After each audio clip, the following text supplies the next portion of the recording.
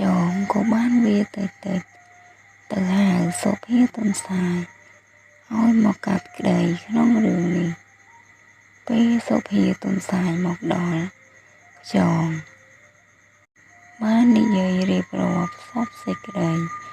ប្រាប់ទៅសុភាទន្សាយតាមដំណើររឿងចំណែកឯក្តាមវិញភ័យខ្លាំងណាស់រកនិយាយអ្វីក៏ពុំត្រូវសុភាទន្សាយបាននិយាយប្រាប់ទៅសត្វទាំងពីរថាឥឡូវបងទាំងពីរធ្វើតាមខ្ញុំសួរទៅបងក្រាមតែក្នុងបឹងនេះមានរូងក្រាមប៉ុន្មានក្រាមឆ្លើយទាំងរអាក់រអួល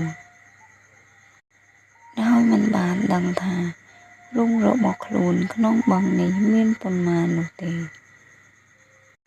ទន្សាយក៏បានសួរទៅខ្យងវិញម្ដងបងខ្យងតែក្នុងបឹងនេះមានរូងខ្យងប៉ុន្មាន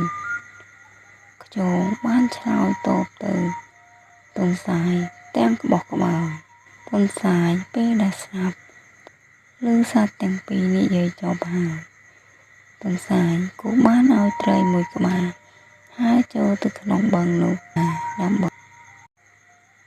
ត្រីក៏បានហើរឆ្វែលជុំវិញបឹងនោះស៊ើបបានដឹងរឿងសពគ្រប់ហើយក៏ឡើងមកប្រាប់សុភាទន្សាយតាមដំណើររឿងត្រីបាននិយាយថាចម្លើយរបស់បងខ្យងពិតជាត្រឹមត្រូវហើយចម្លើយរបស់ក្តាមមិនត្រឹមត្រូវនោះទេសុភាទន្សាយក៏បានកាត់ក្តីឲ្យខ្យងឈ្នះក្នុងរឿងនេះ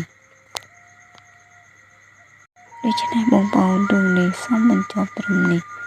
បើមានការខុសឆ្គងសូមអភ័យទោសជម្រាបលា